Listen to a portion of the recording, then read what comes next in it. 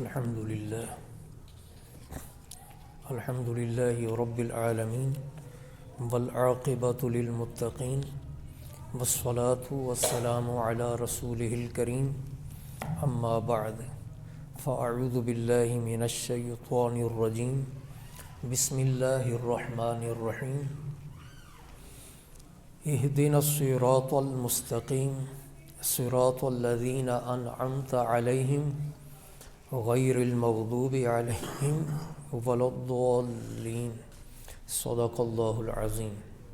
سب حضرات حضور نبی کریم صلی اللہ علیہ وسلم کی بارگاہ بے کس پناہ میں ہدیہ صلاۃ و سلام پیش کریں۔ الصلاۃ والسلام علیک یا سیدی یا رسول اللہ وعلی آلک و صحابک یا سیدی یا حبیب اللہ۔ الصلاۃ والسلام علیک یا سیدی یا خاتم النبیین وعلی آلک و صحابک یا سیدی یا شفیع المذنبین۔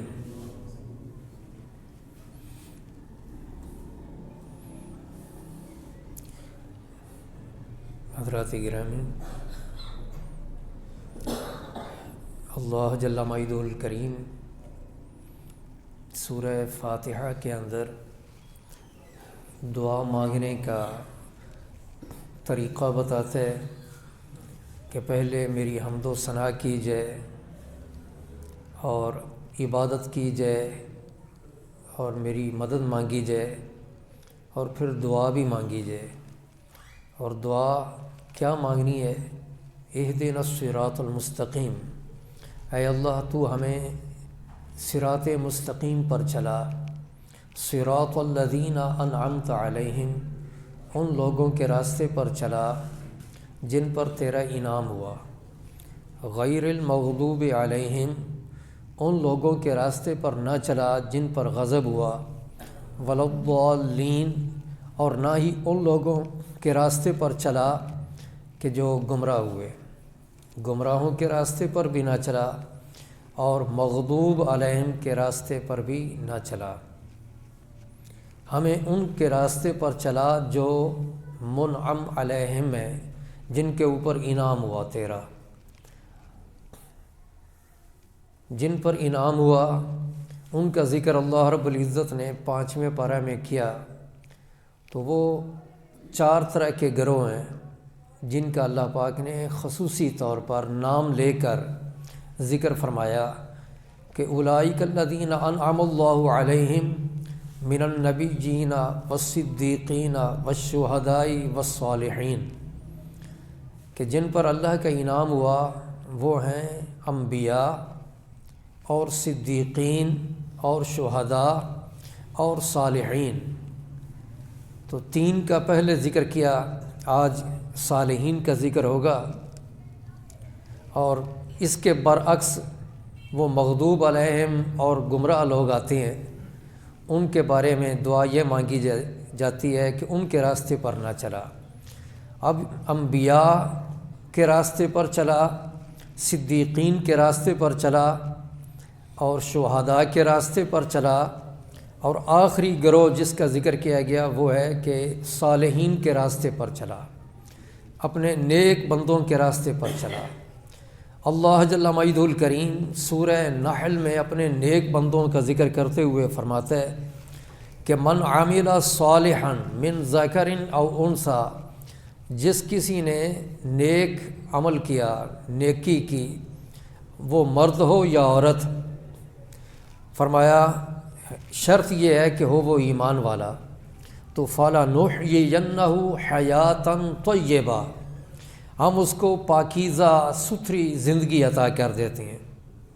تفسیر خازن میں ہے کہ نیک جو ایمان والا ہے، مومن بھی ہو صالح بھی ہو، نیک ایمان والا، اس کے لیے قبر کے اندر حیات ثابت ہے۔ تو جو قبر کے اندر عام نیک آدمی ایماندار، اس کے لیے حیات ثابت ہے قبر کے اندر، تو وہ جو نیک بندہ جن کی پیروی کرنے سے اس کو حیات ملتی ہے، اس اللہ کے نبی کی حیات کے بارے میں کیسے انکار کیا جا سکتا ہے؟ یعنی الگ الگ دلائل ہیں۔ انبیاء کے بارے میں ہے کہ وہ حیات ہیں، شہداء کے بارے میں ہے کہ وہ زندہ ہیں، قرآن کی آیتیں بتاتی ہیں، اور شہداء سے درجہ انبیاء کا بڑھے تو وہ بطریق اولا زندہ ہیں، اور عام ایماندار کہ جو ہو نیکیاں کرنے والا تو وہ بھی قبر میں حیات اس کے لیے بھی ثابت ہے۔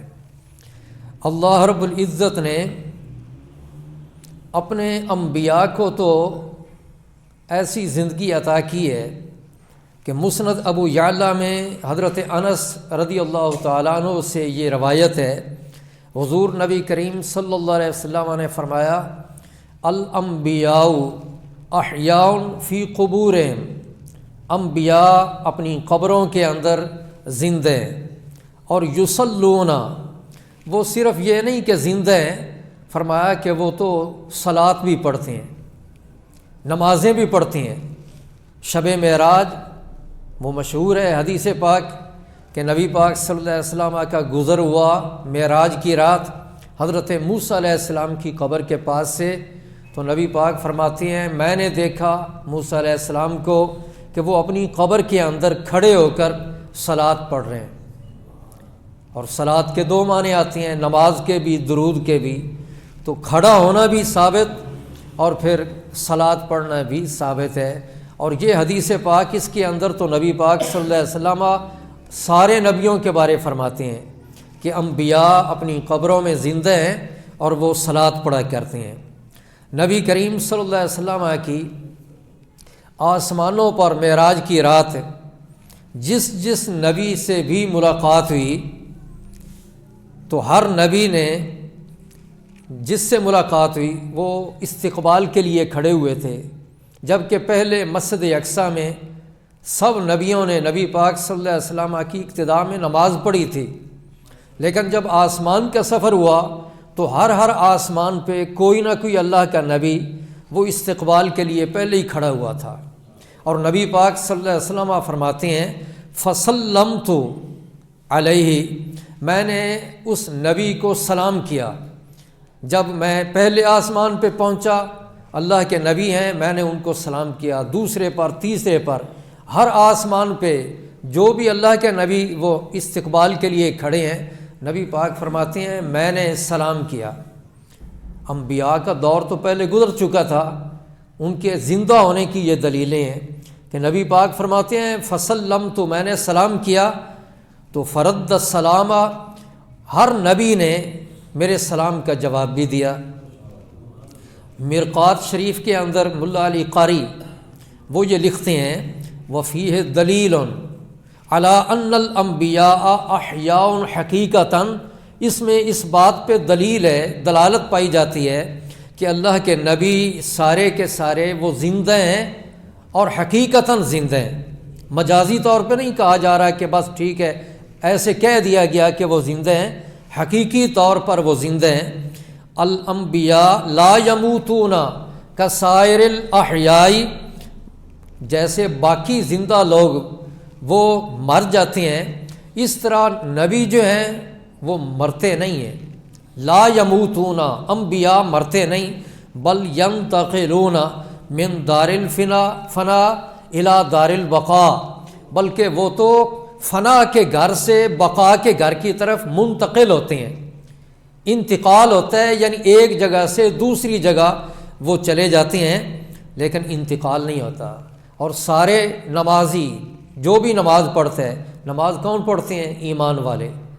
یہ نشانی ہے ایمان والوں کی کہ نماز وہ پڑھتے ہیں، اور جو نماز پڑھتے ہیں ہر نمازی اپنی نماز کے اندر سلام بعد میں پھیرتا ہے، نبی پاک صلی اللہ علیہ وسلم کو یہ سلام عرض کرتا ہے السلام علیکہ ایھا النبی، اے پیارے نبی آپ کو سلام ہو، خطاب کر کے کہتے ہیں السلام علیک ایھا النبی۔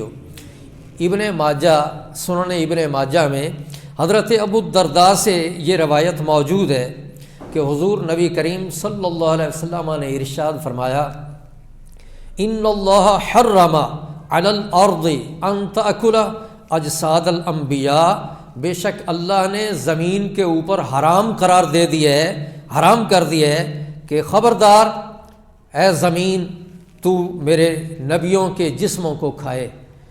زمین جو ہے اللہ کے نبیوں کے جسموں کو نہیں کھاتی، کیونکہ اللہ نے زمین کے اوپر حرام قرار دے دیا ہے کہ تیرے لیے یہ درست نہیں کہ میرے نبیوں کی جسموں کو تو کھائے۔ فنبی اللہ حی، نبی پاک فرماتے ہیں اللہ کا نبی زندہ ہے۔ فنبی اللہ حی یرزق، اس کو رزق بھی دیا جاتا ہے۔ اسی لیے اعلیٰ حضرت وہ فرماتے ہیں امام الشاہ احمد رضا خان بریلوی قدس سرہ العزیز کہ انبیاء کو بھی اجل آنی ہے، اجل موت کو کہتے ہیں، انبیاء کو بھی اجل آنی ہے، مگر ایسی کہ فقط آنی ہے۔ آن ایک لحظے کو کہتے ہیں، مگر ایسی کہ فقط آنی ہے۔ پھر اس آن کے بعد ان کی حیات، پھر اس لمحے کے بعد، پھر اس آن کے بعد، پھر اس آن کے بعد ان کی حیات مثل سابق، وہی جسمانی ہے۔ یہ ہمارا عقیدہ ہے اہل سنت والجماعت کا کہ اللہ کے نبی وہ زندہ ہیں۔ قرطبی تفسیر قرطبی میں، تفسیر مدارک میں، تفسیر ابن کثیر میں ہے کہ نبی پاک صلی اللہ علیہ وسلم کا جب ظاہری طور پہ وصال ہوا تو آپ کے وصال کے بعد چند دن بعد ایک اعرابی حاضر ہوتا ہے نبی پاک صلی اللہ علیہ وسلم کی بارگاہ میں حاضری کے لیے۔ وہ آیا لیکن اسے پتہ چلا کہ آپ کا تو وصال ہو گیا ہے۔ نبی پاک صلی اللہ علیہ وسلم کی وہ قبر اطہر پہ حاضر ہوا اور حاضر ہو کر استغاثہ پیش کیا، اور نبی پاک صلی اللہ علیہ وسلم سے وہ عرض کرنے لگا کہ حضور میں تو چل کے آیا تھا آپ کی زیارت کے لیے، آپ کا وصال ہو گیا۔ حضرت مولا علی کرم اللہ تعالی وجہ الکریم فرماتے ہیں کہ فنود یا من قبر ہی قد غفر لکا، کہ نبی پاک صلی اللہ علیہ وسلم کی قبر انور سے یہ آواز آئی، اس کو آواز دی گئی کہ اے اعرابی تیری بخشش کر دی گئی، تیرے گناہ معاف ہو گئے۔ اللہ رب العزت قرآن مجید میں یہی فرماتا ہے نا، اگر لوگ اپنی جانوں پہ ظلم کر لیں تو محبوب آپ کے پاس آ جائیں، اللہ سے معافی مانگے اپنے گناہوں کی، اور میرا رسول بھی بخشش کی دعا کرے، تو وہ گناہ گار جو آئے محبوب تیرے پاس، وہ اللہ کو اس حال میں پاتے ہیں کہ اللہ بہت توبہ قبول کرنے والا ہے اور بڑا ہی مہربان ہے۔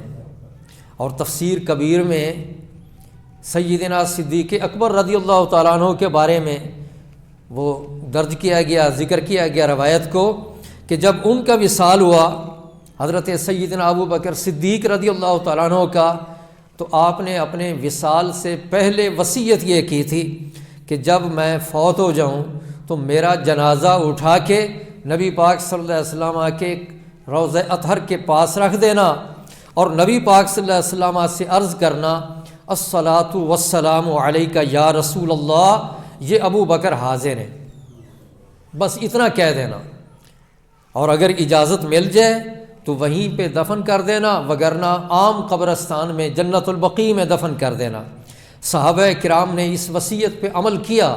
جب ان کا وصال ہوا تو سیدنا صدیق اکبر کے جنازے کو نبی پاک صلی اللہ علیہ وسلم کی قبر اطہر کے پاس رکھا اور درود و سلام پیش کیا، اور یہ عرض کیا کہ حضور یہ ابو بکر حاضر ہیں، تو دروازہ قبر انور کا خود بخود کھل گیا، اور آواز قبر سے کیا آئی؟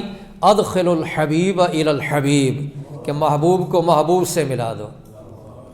ازواج مطہرات نبی پاک صلی اللہ علیہ وسلم، ان سے نکاح کی ممانت جو آپ کے وصال کے بعد ممانت ہے، قرآن پاک میں ہے کہ ما کان لکم ان تؤذوا رسول اللہ ولا ان تنکحوا ازواجہ من بعدہ ابدا، نبی پاک کے وصال کے بعد کبھی تمہارے لیے جائز نہیں ہے کہ میرے محبوب کی ازواج سے تم نکاح کر سکو۔ یہ جو ممانت ہے یہ بھی نبی پاک صلی اللہ علیہ وسلم کی حیات کی دلیل ہے، آپ کے زندہ ہونے کی یہ دلیل ہے۔ اور عزیز علیہ ما عنتم، قرآن پاک میں ہے لقد جاءکم رسول من انفسکم عزیز علیہ ما عنتم حریص علیکم بالمؤمنین رؤوف الرحیم۔ اس کے اندر اللہ کریم فرماتا ہے تمہارے پاس وہ عظیم الشان رسول آ گئے تم ہی میں سے آ گئے، اور ان کے بارے فرمایا کہ تمہارا مشقت میں پڑنا، تکلیف میں مبتلا ہونا اس رسول پہ گراں گزرتا ہے۔ یہاں ماں کی عمومیت جو ہے نا، سب کے بارے کہا جا رہا ہے کہ اے میرے محبوب کے امتیو، تمہارا سب کا تکلیف میں مبتلا ہونا میرے محبوب پر وہ گراں گزرتا ہے۔ یہ ماں جو ہے اس میں عموم پایا جاتا ہے، اور یہ عموم تقاضا اس بات کا کرتا ہے کہ نبی پاک صلی اللہ علیہ وسلم آپ اپنے امتیوں کو پہنچنے والی ہر تکلیف کا احساس کرتے ہیں، اور آپ کو محسوس ہوتی ہے تکلیف، اور یہ احساس کا پایا جانا یہ نبی پاک صلی اللہ علیہ وسلم کی حیات کی دلیل ہے۔ اسی طرح اللہ رب العزت فرماتا ہے وَمَا أَرْسَلْنَاكَ إِلَّا رَحْمَةً لِّلْعَالَمِينَ، اے پیارے حبیب ہم نے آپ کو ساری کائنات کے لیے رحمت بنا کر بھیجا ہے۔ تو رحمت تبھی ہوتی ہے کہ جب وہ زندہ ہو، اگر مردہ ہے تو وہ خود کچھ نہیں کر سکتا تو آگے وہ کسی کو فائدہ کیا دے گا۔ تو یہ آیت بھی بتاتی ہے کہ نبی پاک صلی اللہ علیہ وسلم وہ حیات ہیں۔ اللہ رب العزت فرماتا ہے سورہ انفال میں ما کان اللہ لیعذبہم وانت فیہم، اللہ رب العزت ان لوگوں کو عذاب وہ نہیں دینا چاہتا اس حال میں کہ پیارے محبوب آپ ان میں ہیں، آپ کے ہوتے ہوئے ان کو اجتماعی عذاب جیسے پہلی قوموں پہ ہوتا تھا اللہ نہیں دینا چاہتا، اور عذاب اب بھی نہیں آ رہا اس طرح کا عذاب جو پہلی قوموں پہ آئے۔ تو یہ دلیل اس بات کی ہے کہ اب بھی نبی پاک صلی اللہ علیہ وسلم وہ موجود ہیں اور آپ حیات زندہ ہیں۔ اسی طرح اللہ رب العزت فرماتا ہے النبی اولا بالمؤمنین من انفسہم، کہ یہ میرا نبی ایمان والوں کی جانوں سے بھی زیادہ قریب ہے۔ تو جان ہو تو زندگی ہوتی ہے نا، جان سے زندگی ہے، جان نکل جائے تو پھر زندگی تو نہیں۔ اور اللہ کریم فرما رہا ہے میرا محبوب ایمان والوں کی جانوں سے بھی زیادہ قریب ہے۔ تو جب جان ہو تو زندگی بندے کو ملتی ہے، تو جان سے بھی جو قریب ہوگا تو یہ ماننا پڑے گا کہ وہ اللہ کے نبی پھر وہ بھی زندہ ہیں، وہ تو ایمان والوں کی جانوں کی بھی جان ہے۔ نبی پاک صلی اللہ علیہ وسلم کے ایمان، نبی پاک صلی اللہ علیہ وسلم ایمانداروں کے ایمان کی جان ہے، ان کے بغیر ان کا کوئی گزارا نہیں۔ اور اللہ رب العزت نے اپنے حبیب کو بڑی شانیں عطا کی ہیں، آپ کی زندگی بھی بے مثل ہے اور نبی پاک صلی اللہ علیہ وسلم کی وفات بھی بے مثل ہے۔ مسلم شریف کے اندر حدیث پاک ہے، نبی کریم صلی اللہ علیہ وسلم ارشاد فرماتے ہیں حیاتی خیر لکم و مماتی خیر لکم، میری زندگی ظاہری زندگی وہ بھی تمہارے لیے بہت ہی بہتر ہے، اور میرا وصال کرنا بھی تم کے لیے بہت ہی بہتر ہے۔ اللہ رب العزت فرماتا ہے اے پیارے محبوب انک میتم و انہم میتون، بے شک آپ بھی فوت ہونے والے ہیں اور یہ لوگ بھی فوت ہونے والے ہیں۔ یہ میت کا لفظ دونوں جگہ پہ نکرہ ہے، اس کا معنی یہ ہے جب نکرہ کا تکرار ہو جائے، ایک ہی لفظ دو بار ہے اور دونوں جگہ نکرہ ہو، تو پھر پہلی جگہ پہ اور مراد ہوتا ہے، دوسری جگہ پہ اور شے مراد ہوتی ہے۔ اللہ رب العزت فرماتا ہے پیارے محبوب یہ نکرہ استعمال کر کے کہ میرے محبوب کا وصال وہ اور نوعیت کا ہے، باقی لوگوں کا موت اور ان کا مرنا اور ان کا وصال وہ اور انداز کا ہے۔ یعنی نبی پاک صلی اللہ علیہ وسلم کی جو موت ہے وہ بھی بے مثل ہے، نبی پاک جیسی موت وہ کسی اور کی نہیں ہے۔ اور اللہ رب العزت نے اپنے پیارے محبوب صلی اللہ علیہ وسلم کو حیات بھی عطا کی، اور نبی پاک صلی اللہ علیہ وسلم آپ بھی حیات ہیں، ہمیں بھی رب نے زندگی دی، لیکن نبی پاک صلی اللہ علیہ وسلم کی زندگی مبارک وہ ہماری زندگی جیسی نہیں ہے۔ ہمیں تو یہ کہا گیا کہ نبی پاک صلی اللہ علیہ وسلم کی وہ اسوہ کو اپنا لو، نبی پاک صلی اللہ علیہ وسلم کی سیرت کو اپنا لو، نبی پاک صلی اللہ علیہ وسلم جیسی اپنی زندگی گزارو، وہ تو ایک بہترین نمونہ ہے۔ اور نبی پاک صلی اللہ علیہ وسلم کو اللہ پاک نے موت بھی دی، وہ صرف ایک ادنا سی نسبت کی بنا پہ کہ تاکہ نبی پاک بھی موت کے اندر ہمارے ساتھ شریک ہو جائیں اور ہمیں یہ نسبت حاصل ہو جائے، مرنا تو ہم نے بھی ہے لیکن ہمیں ایک یہ نسبت حاصل ہو جائے کہ نبی پاک صلی اللہ علیہ وسلم کا بھی سال ہوا، ہمارا بھی ہو رہا ہے۔ تو نبی پاک کے ساتھ نسبت پیدا کرنے کے لیے اللہ جل مجدہ الکریم نے اپنے محبوب کو موت بھی دی، لیکن وہ بے مثل موت ہے۔ ہم جب مرتے ہیں تو ہمارے اختیار میں نہیں ہوتا، جب وقت آ جاتا ہے تو اس وقت آگے پیچھے وقت وہ نہیں ہوتا، پھر موت اس وقت آ ہی جاتی ہے۔ اذا جاء اجلهم لا يستأخرون ساعة ولا يستقدمون۔ لیکن نبی پاک صلی اللہ علیہ وسلم آپ کی زندگی وہ خود آپ کے قبضے اور اختیار میں تھی، آپ کے اختیار میں تھی۔ نبی پاک صلی اللہ علیہ وسلم کی ظاہری حیات بھی، ظاہری زندگی بھی، حتیٰ کہ اللہ رب العزت نے حدیث پاک میں ہے کہ اللہ رب العزت نے اپنے ایک بندے کو اختیار دیا، یہ نبی پاک فرماتے ہیں اللہ رب العزت نے اپنے ایک بندے کو، اپنے ایک بندے سے مراد وہ خود ہے، اللہ کے محبوب فرماتے ہیں اللہ نے اپنے ایک بندے کو اختیار دیا۔ کیا اختیار دیا؟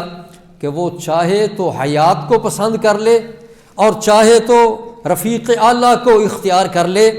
تو نبی پاک فرماتے ہیں تو اس بندے نے رفیق اعلیٰ کو پسند کیا، یعنی یہ وصال بھی نبی پاک صلی اللہ علیہ وسلم ان کو مجبور نہیں کیا گیا، یہ بھی خوشی خوشی نبی پاک صلی اللہ علیہ وسلم نے بھی اس کو بھی آپ نے قبول کیا۔ کل نفس ذائقۃ الموت، یہ قرآن مجید میں ہے، سب کی بات ہے کہ ہر نفس موت کو چکھنے والے، ہر شخص مرنے والے۔ نبی پاک صلی اللہ علیہ وسلم نے موت کے ذائقہ میں ہمارے ساتھ شرکت تو فرمائی ذائقے میں، لیکن اس کی حیثیت بس اتنی ہے کہ جیسے کوئی کڑوی دوائی جو ہے اس کا پیالہ کوئی زبان سے لگائے اور پھر جو ہے اس کو چکھنے کے بعد چھوڑ دے، لیکن ہم جو موت کو چکھتے ہیں ہمارا چکھنا کیا ہوتا ہے؟ اس کی حیثیت یہ ہے، مختلف حیثیتیں ہیں۔ کوئی وہ ہوتا ہے کہ جو پورا پیالہ ہی پی جائے اس کڑوی دوا کا، کوئی وہ ہے کہ جو تھوڑا سا پی کے چھوڑ دے، اور حالتیں الگ الگ ہیں۔ وہ جو تھوڑا سا پی لیتے ہیں چھوڑ دیتے ہیں، موت کی حیثیت بھی ایسی ہی ہے، وہ عام ایمان والے جو ہیں صالحین نیک، ان کی حالت یہ ہے۔ اور حضور نبی پاک صلی اللہ علیہ وسلم آپ نے صرف چکھ ہے۔ اب آپ دیکھیں دوائیاں جو مختلف ہوتی ہیں اثرات رکھتی ہیں، یہ کافر لوگ جو، اچھا یہ دوائی جو ہوتی ہے تلخ کڑوی دوائی، اس کے دینے میں بھی فرق ہوتا ہے۔ بعض وہ ہوتے ہیں جن کو بڑے پیار سے پلائی جاتی ہے، اور بعض وہ ہوتے ہیں کہ جن کو کہا جاتا ہے کہ یہ پی لے اور وہ پی لیتے ہیں، اور بعض وہ ہوتے ہیں کہ جن کو مار کٹائی کر کے بھی پلایا جاتا ہے۔ یہ جو کافر لوگ ہوتے ہیں، مشرک لوگ ہوتے ہیں، ان کو یہ موت کا پیالہ، یہ ذائقہ، یہ ان کو بھی پلایا جاتا ہے، لیکن ان کو کیا؟ ان کو پٹائی بھی ہوتی ہے۔ قرآن مجید میں ہے، اللہ رب العزت سورہ محمد میں فرماتا ہے فَكَيْفَ إِذَا تَوَفَّتْهُمُ الْمَلَائِكَةُ، اے پیارے محبوب وہ کیسا وقت ہوتا ہے اِذَا تَوَفَّتْهُمُ الْمَلَائِكَةُ، جب فرشتے ان کو فوت کرتے ہیں، ان کو فوت کرتے ہیں، موت دیتے ہیں، آخری وقت ہوتا ہے، تو یضربون وجوہہم وادبارہم، وہ فرشتے جو ہیں وہ ان کو مارتے ہیں، ان کو پیٹتے ہیں، ان کی پٹائی کرتے ہیں فرشتے۔ جب فرشتے ان کو مارتے ہیں تو پھر اندازہ لگا لیں کہ ان کا مارنا بھی کیسا ہوتا ہے، کوئی معمولی سا ہلکا پھلکا نہیں۔ یضربون وجوہہم وادبارہم، ان کے چہروں پہ بھی مارتے ہیں، ان کی پیٹھوں پہ بھی مارتے ہیں، اور مارنے والے کون ہیں؟ فرشتے، بڑی طاقت والے فرشتے ہیں، وہ ان کو مار کٹائی بھی کرتے ہیں۔ تو ظاہر ہے کہ ان کو وہ سارا وہ جیسے کڑوی دوائی پینا پڑتی ہے، تو ان کی حالت بھی پھر آگے اسی طرح ہو جاتی ہے۔ اور جو تھوڑا سا پیتے ہیں ان کی حالت وہ یہ ہے کہ اللہ کریم فرماتا ہے ایماندار جو نیکیاں کرتے ہیں ان کو ہم اچھی زندگی عطا کر دیتے ہیں۔ وہ فوت جب ہوتے ہیں تو ان کے بارے اللہ کریم فرماتے ہیں الذین تتوفاہم الملائکۃ طیبین، کہ ان کو فرشتے جب فوت کرتے ہیں تو وہ صاف ستھرے ہوتے ہیں، پاکیزہ ہوتے ہیں، اور ان کو کوئی پریشانی نہیں ہوتی۔ تو اللہ رب العزت نے اپنے نیک بندوں کو بھی موت دیتا ہے، لیکن ان کی موت جو ہے وہ کافروں جیسی نہیں ہوتی۔ اور اللہ رب العزت اپنے نبیوں کو بھی موت دیتے ہیں، لیکن ان کا وصال جو ہوتا ہے وہ عام ایمان والے جو ہیں ان کے برابر، ان جیسا وہ نہیں ہوتا۔ اور اللہ رب العزت نے یہاں 4 طرح کے گروہوں کا ذکر کیا ہے۔ تو ایک گروہ جو ہے صالحین کا، صالحین، اب صالحین سے مراد وہ کیا ہوتے ہیں؟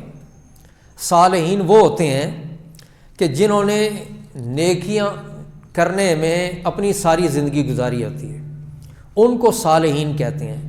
بعض یہ کہتے ہیں مومن صالح وہ ہوتا ہے کہ جس کی برائیوں سے نیکیاں زیادہ ہوں، برائیاں بھی بے شک کرتا ہو لیکن نیکیاں اس کی زیادہ ہوں، اس کو مومن صالح کہتے ہیں، نیک ایمان والا اس کو کہتے ہیں۔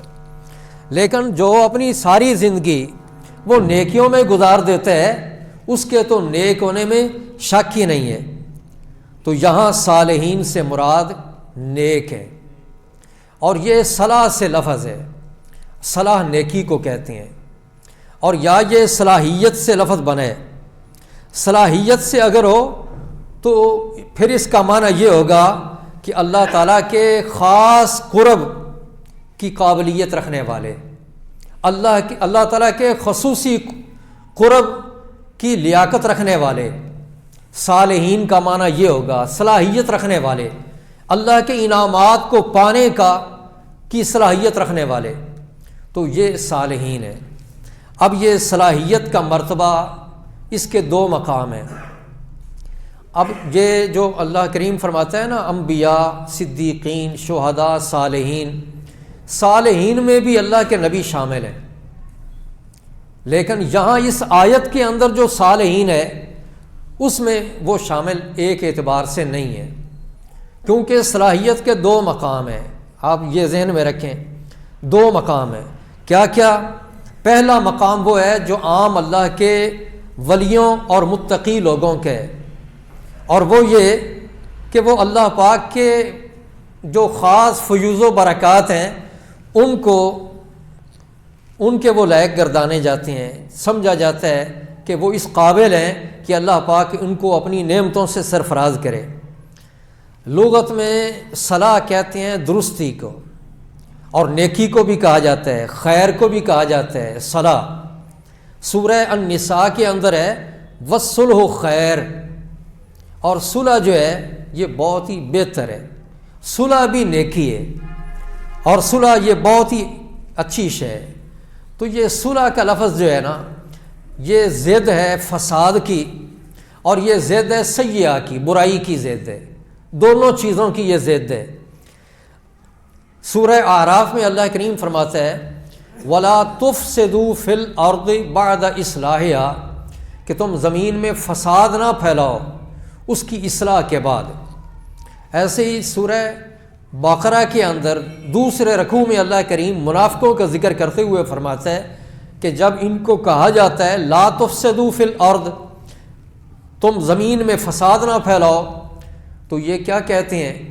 یہ منافق کہتے ہیں انما نحن مصلحون، ہم تو اصلاح کرنے والے ہیں۔ تو یہ صلح کا لفظ جو ہے یہ فساد کی ضد ہے، اسی طرح برائی کی بھی یہ ضد ہے، گناہ کی بھی یہ ضد ہے۔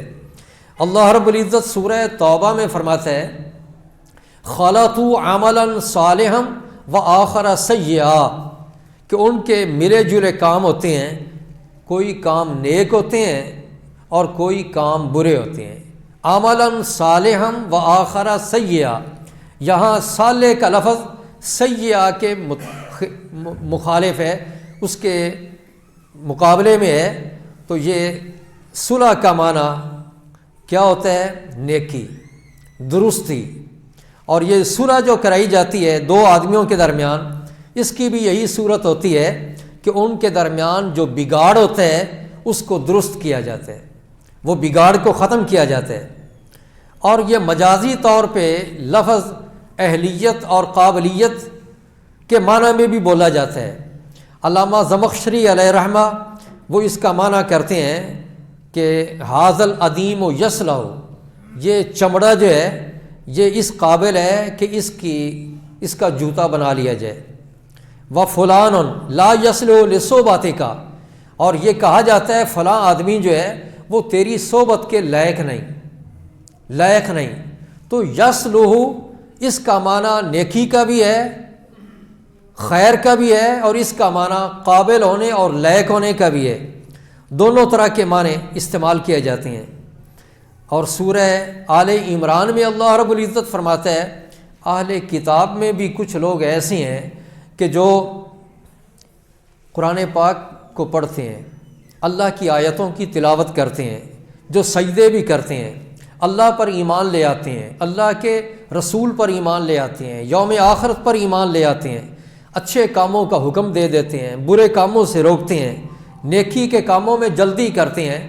وَأُولَٰئِکَ مِنَ الصَّالِحِینَ، اور یہ لوگ صالحین میں سے ہیں۔ اور اللہ رب العزت فرماتا ہے سورہ بینہ میں کہ جو لوگ ایمان لائے اور جنہوں نے نیکیاں کیں، اولئک ہم خیر البریہ، وہ ساری مخلوق میں سب سے بہتر ہیں۔ خیر البریہ ان کو کہا جا رہا ہے صالحین کو، جن کی رفاقت کا اور جن کی اقتداء کا ہم دعا مانگتے ہیں، حکم دیا گیا ہے دعا مانگنے کا۔ یہ لوگ کون ہیں؟ یہ ساری مخلوق میں بہترین لوگ ہیں، صالحین۔ یہ چوتھا درجہ ہے، 4 گروہ ہیں۔ آخری درجے والوں کو بھی یہ کہا جا رہا ہے اولئک ہم خیر البریہ۔ تو اندازہ لگائیں جو پہلے درجوں والے ہیں، شہداء ہیں، صدیقین ہیں، انبیاء ہیں، تو پھر ان کی کیا شان ہوگی۔ آخری درجہ ہے صالحین کا، تو صالحین کے بارے فرمایا اولئک ہم خیر البریہ، اور انہی کے بارے اللہ کریم فرما رہا ہے اس سے اگلی آیت میں کہ رضی اللہ عنہم ورضوا عنہ، اللہ ان سے راضی ہو گیا اور یہ اللہ سے راضی ہو گئے۔ رب کی رضا مل جاتی ہے ان کو، صالحین کو۔ اور اللہ کریم سورہ توبہ میں فرماتا ہے وَرِضْوَانٌ مِّنَ اللَّهِ اکبر، کہ اللہ کی رضا جو ہے نا وہ بہت بڑی شے ہے۔ رب کی رضا کہ اللہ راضی ہو جائے یہ بہت بڑی شے ہے۔ ذَلِكَ هُوَ الْفَوْزُ الْعَظِيمُ، یہ عظیم کامیابی ہے کہ اللہ کی طرف سے خوشنودی حاصل ہو جائے۔ تو اللہ کی خوشنودی حاصل کرنے والے وہ کون لوگ ہیں؟ وہ یہ سارے 4 گروہ ہی ہیں، انبیاء بھی، صدیقین بھی، شہداء بھی اور صالحین بھی۔ اور اللہ رب العزت ان کے صدقے میں جن کو اللہ پاک ان کی معیت عطا کر دیتا ہے، ان کی رفاقت عطا کر دیتا ہے، اللہ پاک ان پہ بھی راضی ہو جاتا ہے، ان پہ بھی اللہ پاک خوش ہو جاتا ہے۔ اور یہ جو نیک بندے ہیں ان کے پاس بیٹھنا ان سے بڑی برکتیں ملتی ہیں۔ مولانا روم جو ہیں وہ مثنوی شریف کے اندر وہ اپنی بات کرتے ہیں اپنے انداز میں، وہ کہتے ہیں کہ یک زمانہ صحبت با اولیاء بہتر از 100 سالہ طاعت بیریا، کہ ولیوں کے پاس ایک گھڑی بیٹھنا اور اللہ کے ولیوں کی ایک گھڑی کی صحبت وہ 100 سالہ بیریا عبادت سے بھی بہتر ہے۔ 100 سال کی عبادت ہو اور عبادت بھی ایسی کہ جس میں ریاکاری نہ ہو، اس سے بہتر ہے اللہ کے ولیوں کی سنگت میں ایک لحظہ ایک گھڑی بیٹھ جانا، صحبت مل جانا۔ اور اللہ پاک نے یہ وعدہ کر لیا ہے اللہ اور رسول کی اطاعت کرنے والوں سے، میں ان کی صحبت ان کی رفاقت عطا کر دوں گا۔ تو جو ان کے پاس بیٹھنے والے ہیں سمجھیں کہ ان کی یہ دعا اہدنا الصراط المستقیم صراط الذین انعمت علیہم رب کے ہاں قبول ہو گئی ہے، اور اللہ پاک نے ایسے لوگوں کو یہ دعا قبول کرتے ہوئے رفاقت بھی عطا دنیا میں ہی کر دی ہے۔ جب دنیا میں ہی رفاقت مل گئی تو آخرت میں ضرور اللہ پاک رفاقت وہ ان کو عطا فرمائے گا۔ اور مولانا روم پھر یہ بھی فرماتے ہیں کہ صحبت صالح ترا سہل کند، صحبت طالح ترا طالح کند، کہ نیکوں کی صحبت تجھ کو نیک بنا دیتی ہے اور بروں کی صحبت تجھ کو برا کر دیتی ہے۔ اور آپ یہ بھی فرماتے ہیں چونشدی دور از حضور اولیاء در حقیقت گشتہ دور از خدا. وہ فرماتے ہیں جب تو اللہ کے ولیوں کی حاضری سے دور ہو گیا تو حقیقت میں تو اللہ سے بھی دور ہو گیا. جو رب کے قریب ہوتے ہیں اللہ پاک ان کو اپنے محبوبوں کے قریب کر دیتے ہیں، نیک بندوں کے قریب کر دیتے ہیں. اور آپ یہ بھی فرماتے ہیں ہر کرا پیر نہ باشد پیر و شیطاں بود، خواجگی بے پیر بودن کارہا ناداں بود. جس کا کوئی پیر اور مرشد نہ ہو وہ فرماتے ہیں اس کا پیر اور مرشد شیطان ہوتا ہے. اور پیر کے بغیر خواجگی کرنا اور پیر بن بیٹھنا یعنی شیخ بن بیٹھنا یہ آپ فرماتے ہیں بے وقوفوں کا کام ہے، یہ عامقوں کا کام ہے. اور یہ مشائخ کا بھی قول ہے، وہ فرماتے ہیں کہ لا دین علم اللہ شیخ علا، جس کا شیخ نہیں پیر نہیں اس کا کوئی دین ہی نہیں. اور اللہ کریم بھی فرماتا ہے کہ من یضلل اللہ فلن تجد لہ ولیا مرشدا، جسے اللہ گمراہ کر دیتا ہے تو اس کا کوئی ولی نہیں پائے گا، کوئی مرشد نہیں پائے گا.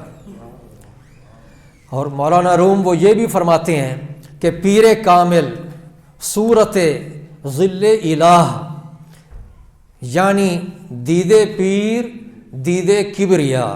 وہ فرماتے ہیں کہ پیر کامل جو ہے، یہ جو عام پیر ہیں ان کی باتیں نہیں، پیر کامل جو ہیں وہ تو اللہ کا سایہ ہے. گویا کہ پیر کا دیدار وہ رب کا دیدار ہوتا ہے. اور آپ یہ بھی فرماتے ہیں کہ صورتش بر خاک و جاں بر لا مکان لا مکان فوق وہم سالکاں. اللہ کے جو کامل ولی ہیں اگرچہ صورتاً دیکھنے میں وہ زمین پہ نظر آتے ہیں مگر ان کی روحیں جو ہیں وہ لامکانی ہوتی ہیں، چلتے زمین پر ہوتے ہیں، لیکن ان کی روحیں، ان کا تعلق رب سے جڑا ہوتا ہے اور ان کی روحیں لامکانی ہوتی ہیں.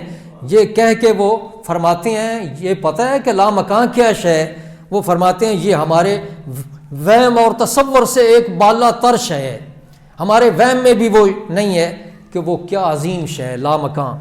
اور آپ فرماتے ہیں گفتہ اللہ بود، ان کا بولنا وہ اللہ کا بولنا ہوتا ہے، وہ جو کہہ دیتے ہیں وہ رب کا ہی کہنا ہوتا ہے. گرچہ از حلقوم عبداللہ بود، اگرچہ وہ اللہ کے ایک بندے کے منہ سے بات نکلتی ہے لیکن اللہ کے ولی کی، اللہ کے نیک بندے کے منہ سے نکلی ہوئی بات وہ رب ہی کی بات ہوتی ہے. اور آپ یہ بھی فرماتے ہیں اولیاء را ہست قدرت از الہ تیر جستہ باز گردانند زرا. اللہ کے ولیوں کو اللہ ہی کی طرف سے قدرت حاصل ہوتی ہے. کیا قدرت حاصل ہوتی ہے؟ یعنی ان کی اپنی طاقت نہیں ہوتی، اللہ کے ولیوں کے پاس اللہ کی طرف سے ہی ان کو یہ قدرت ملتی ہے، طاقت ملتی ہے کہ کمان سے نکلا ہوا تیر بھی وہ واپس کر لیتے ہیں. حالانکہ وہ واپس ہوتا نہیں لیکن اللہ کے ولیوں کے اندر یہ اتنی قوت اور طاقت ہے کہ وہ نکلا ہوا کمان سے تیر جو ہے اس کو بھی واپس کر لیتے ہیں. اور مولانا روم وہ یہ بھی کہتے ہیں سرما کن در چشم خاک اولیاء تاکہ بیند ابتدا تا انتہا. اللہ کے ولیوں کی خاک پاک کو اپنی آنکھوں کا سرما بنا لے، جو سرما بنا لیا جائے. آپ فرماتے ہیں تاکہ آغاز سے لے کر انتہا تک ہر شے کا وہ مشاہدہ کر سکے. اگر بندہ یہ اللہ کے ولیوں کے پاؤں کی خاک کو اپنی آنکھوں کا سرما بنا لے یعنی نقش قدم پر چلے، اس سے مراد یہ ہے کہ جو وہ کرتا ہے اللہ کا ولی وہ بھی بندہ دیکھ کر وہ کام کرتا جائے تو پھر اس کا کام کیا اللہ پاک شان کیا عطا کرتا ہے کہ جس طرح وہ اللہ کا ولی اس سے کوئی شے چھپی نہیں رہتی، ایسے ہی ان کی اقتداء کرنے والا، ان کے نقش قدم پر چلنے والا، اس سے بھی کوئی شے چھپی نہیں رہتی، ہر شے کا وہ مشاہدہ کر لیتے ہیں. اور آپ یہ بھی فرماتے ہیں، آپ فرماتے ہیں کہ ہر کے خواہد ہم نشینی با خدا او نشیند در حضور اولیاء، کہ جو شخص وہ اللہ کی ہم نشینی چاہتا ہے، رب کے پاس بیٹھنا چاہتا ہے جو کوئی، تو اس کے لیے وہ یہ ہے کہ وہ بندہ اس کو یہ کہہ دو کہ وہ اللہ کے ولیوں کے پاس بیٹھا کرے، اللہ کے ولیوں کے پاس بیٹھا کرے۔ اور آپ یہ بھی فرماتے ہیں زاں کے گر پیرے نہ باشد در جہاں، نے زمین بر جائے ماند نئے مکاں۔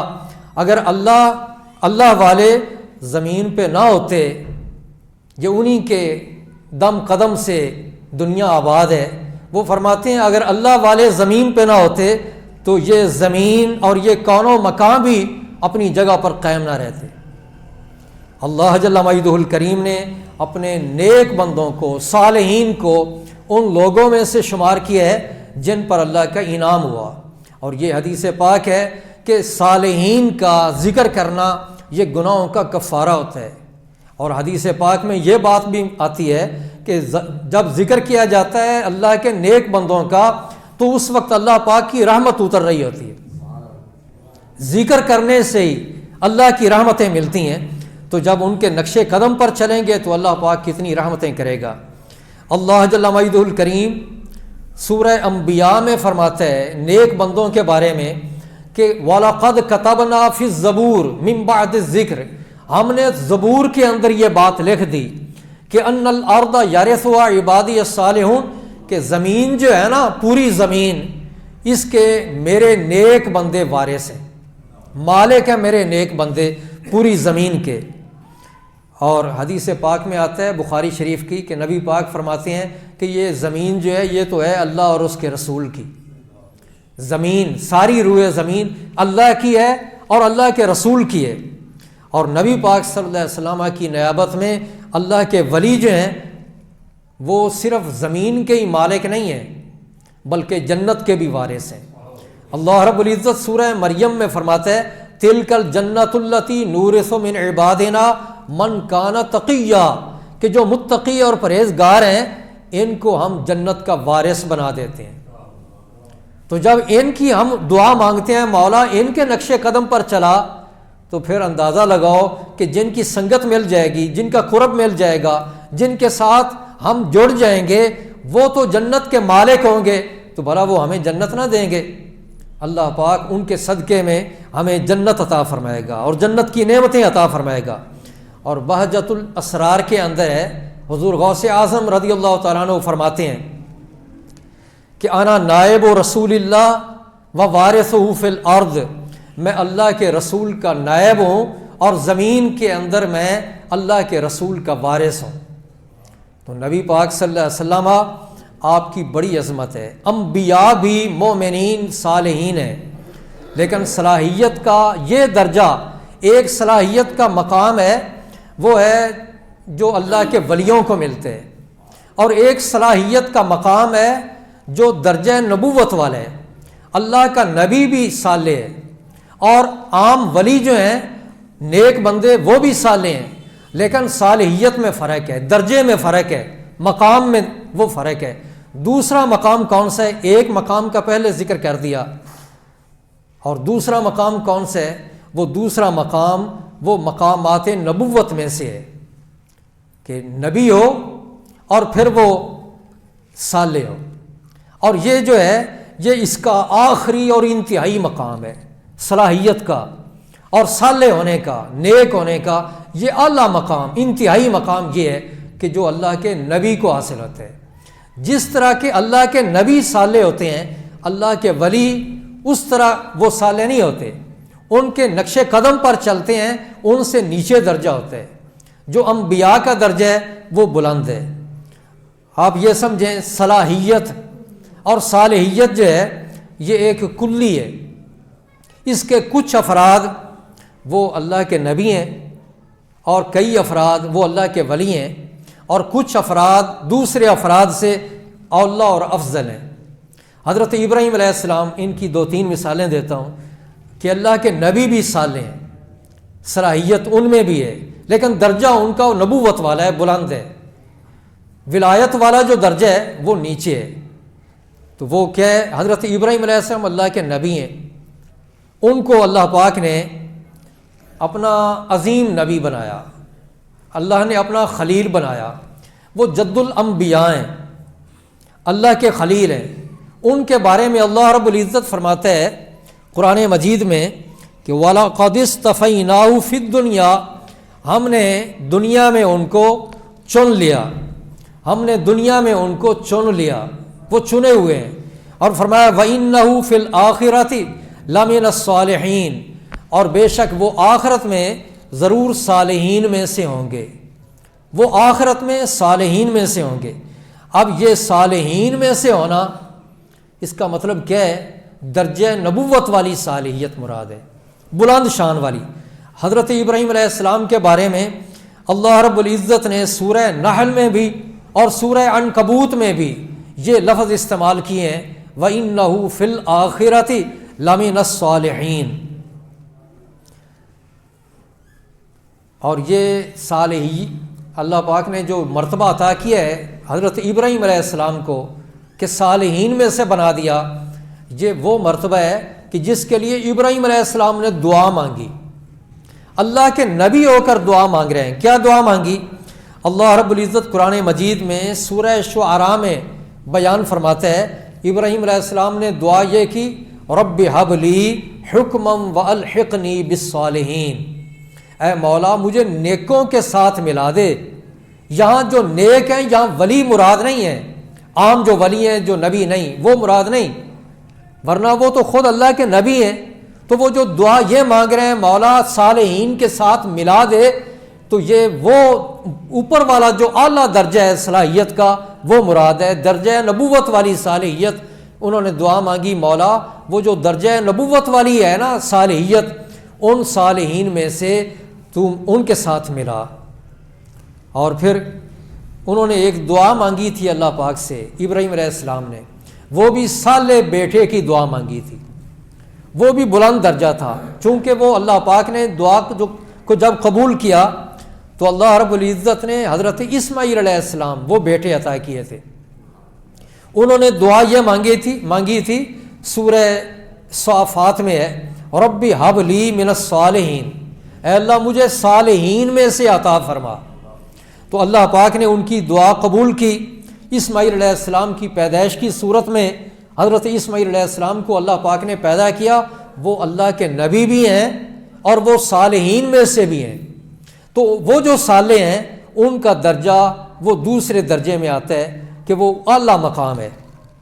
اور اسی طرح حضرت یوسف علیہ السلام نے بھی نبوت کا منصب ان کے پاس تھا، وہ اللہ کے نبی تھے، لیکن نبوت کے منصب پر فیض ہو جانے کے باوجود عالم برزخ میں وہ اس مرتبہ صلاحیت والے انبیاء میں شامل ہونے کی وہ دعا مانگی۔ انہوں نے کیا دعا مانگی؟ سورہ یوسف میں ہے، توفنی مسلما والحقنی بالصالحین، مولا مجھے صالحین کے ساتھ ملا دے۔ یہ ساری باتیں اس لیے کر رہا ہوں کوئی یہ نہ سمجھے اللہ کے نبی ہو کر وہ صالحین کی دعائیں مانگ رہے ہیں، یہ درجہ تو چوتھے نمبر پہ آ رہا ہے۔ تو بات یہ ہے وہ صالحین میں بھی دو طرح کے ہیں، ایک ہیں جو درجہ ولایت والے صالحین ہیں، دوسرے ہیں جو درجہ نبوت والے صالحین۔ یہ صالحین میں سے اونچا درجہ ہے، اعلیٰ درجہ، اس کے لیے دعا مانگی۔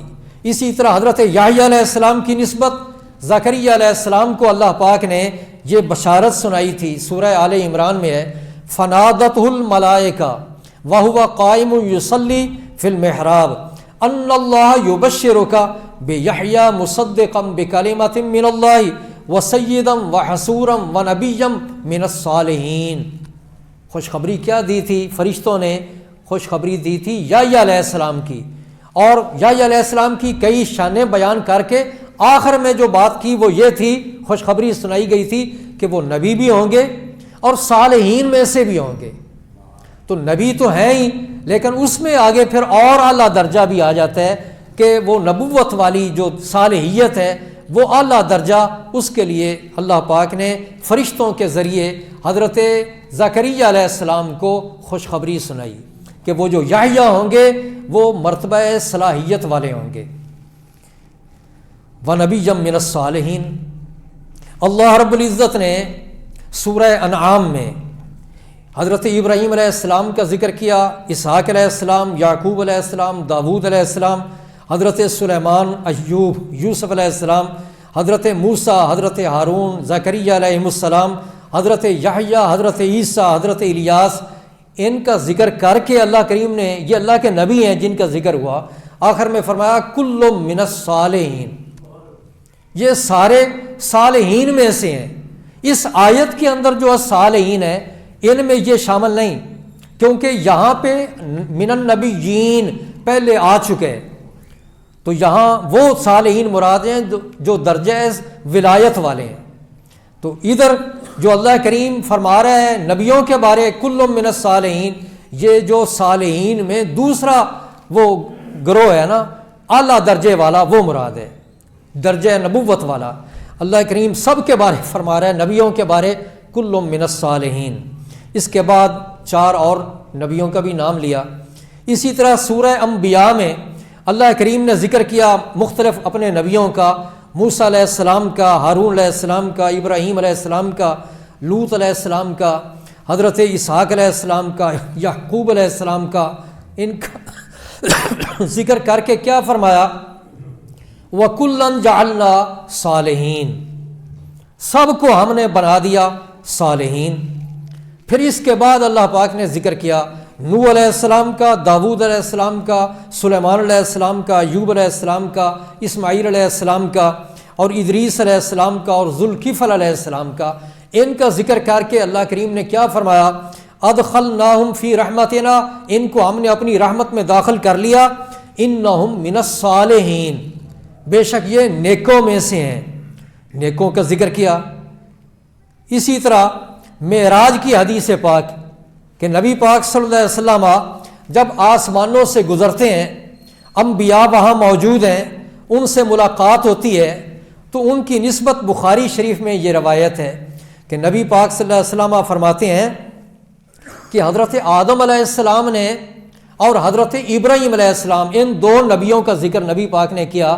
ان 2 نبیوں نے نبی پاک صلی اللہ علیہ وسلم کو یہ کہا، آسمان پہ استقبال کرتے ہوئے یہ کہا، مرحباً بالابن الصالح والنبی الصالح۔ نبی پاک نبی کا بھی ذکر کیا، ساتھ صالح بھی کہا، اے نبی صالح خوش آیا، خوش آمدید، جی آیا نو۔ اور یہ کہا مرحباً بالابن الصالح، اے بیٹے صالح۔ تو نبی پاک کے لیے 2 دفعہ انہوں نے صالح کا لفظ استعمال کیا، مرحباً بالابن الصالح والنبی الصالح۔ اور اسی حدیث پاک میں ہے، معراج کی حدیث پاک میں، کہ ان کے علاوہ اور بھی اللہ کے نبیوں نے مختلف آسمانوں پہ آپ کا استقبال کیا، تو انہوں نے جو لفظ استعمال کیے وہ کیا تھے؟ حضرت یحییٰ علیہ السلام، عیسیٰ علیہ السلام، یوسف علیہ السلام، ادریس علیہ السلام، اور حضرت ہارون اور حضرت موسیٰ علیہ السلام۔ انہوں نے یہ کہا تھا بالاخ الصالح والنبی الصالح، یہ کہہ کر مرحبا کہا، اے بھائی صالح، یہ اللہ کے نبی کہہ رہے ہیں، اے بھائی صالح، اے نبی صالح۔ تو نبی پاک کے لیے صالح کا لفظ معراج کی رات انبیاء نے بولا، تو یہ صالحین میں سے نبی بھی ہیں، لیکن یہ بات ذہن میں رکھیں، صالح یہ بھی ہیں، ولی بھی، صالح نبی بھی ہیں، لیکن صالح ہونے میں بھی یہ برابر نہیں ہے، ایک جیسے نہیں ہیں۔ لوگ تو انسان ہونے میں اور بشر ہونے میں نبی پاک کے بارے بات کر دیتے ہیں، اللہ کے نبیوں کے بارے ہم بھی انسان وہ بھی انسان۔ یہ تو نیکوں کی بات ہو رہی ہے، صالحین کی بات ہو رہی ہے کہ صالح اللہ کے ولی بھی ہیں اور صالح نبی بھی ہیں، لیکن ان کا درجہ برابر نہیں، وہ نبوت والا درجہ ہے اور یہ ولایت والا درجہ ہے۔ اللہ رب العزت نے، اچھا یہ جو نبی پاک کو انہوں نے کہا بن نبی صالح، نبی پاک کو یہ صالح اس موقع پہ کیوں کہا گیا؟ ایک معنی تو یہی ہے، صالح کا معنی نیک والا، اور وہ جو درجہ نبوت والی صالحیت ہے، صلاحیت، وہ مراد ہے۔ اور یہاں یہ بھی ممکن ہے کہ نبی پاک کو انبیاء کرام نے جب دیکھا کہ یہ بلند و بالا مقام پہ دیکھا، اور دیکھا کہ یہ تو ہم سے آگے جا رہے ہیں، بلندیوں کی طرف جا رہے ہیں، اور آج ان پہ خاص کرم ہو رہا ہے، اور یہ تو اللہ پاک کا دیدار کریں گے، آج جلوہ دیکھیں گے، اور یہ تو عرش سے بھی آگے جائیں گے، قاب قوسین او ادنیٰ پہ پہنچیں گے۔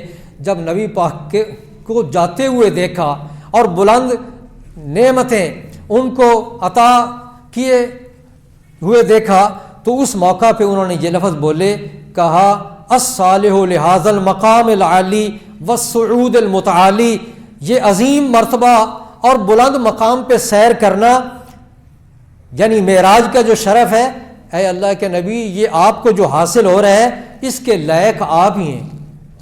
صلاحیت، لائق کا معنی بھی آتا ہے نا، یہاں معنی یہ بن جائے گا کہ آپ ہی اسی کے لائق تھے، ہم تو بڑی کوششیں کرتے رہے لیکن آپ کو رب نے اتنی شانیں دی ہیں، آپ ہی اسی کے لائق تھے کہ آپ کو یہ ساری چیزیں دکھائی جاتی۔ اللہ رب العزت نے اس آیہ مبارکہ کے اندر 4 گروہوں کا ذکر کر دیا۔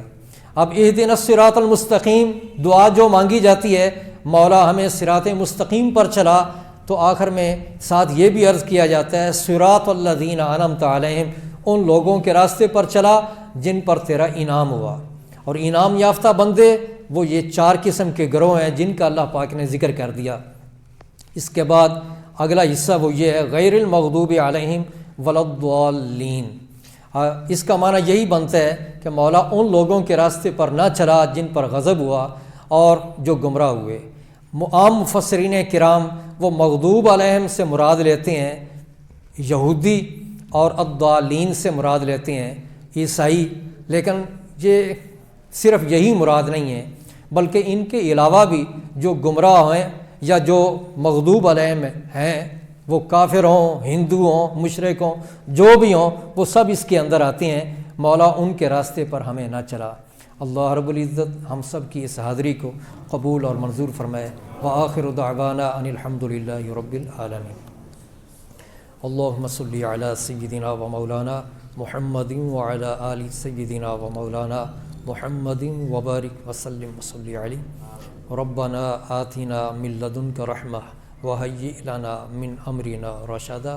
اے پاک پروردگار ہم سب کو قرآن فہمی عطا فرما، قرآن پاک سمجھنے کی اور اس پہ عمل کرنے کی توفیق عطا فرما۔ اے پاک پروردگار ہمیں اپنے انبیاء، صدیقین، شہداء اور صالحین کی معیت اور ان کی رفاقت عطا فرما۔ اے مولا ہم سب کو ان کے نقش قدم پر چلا۔ اے پاک پروردگار اپنے محبوب بندوں کے صدقے ہمیں بھی اپنا محبوب بنا۔ اے پاک پروردگار ہم سے محبت فرما، ہم پہ راضی ہو جا۔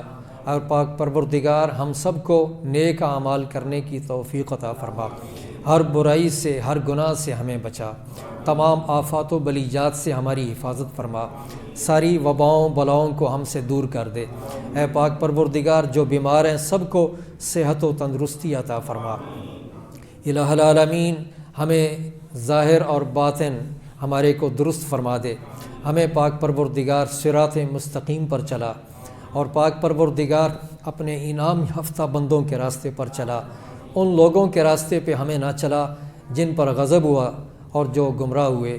پاک پروردگار ہمیں ہدایت عطا فرما، ضلالت سے بچا، ہمیں علم عطا فرما، جہالت سے بچا۔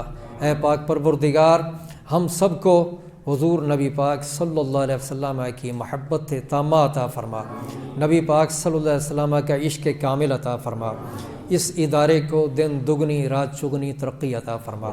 پاک پروردگار ہم سب کو نبی پاک صلی اللہ علیہ وسلم کی قیامت کے دن شفاعت نصیب ہو۔ وصلی اللہ تعالی علی حبیبہ سیدنا محمد و آلہ و صحبہ اجمعین۔ لا الہ الا اللہ محمد رسول۔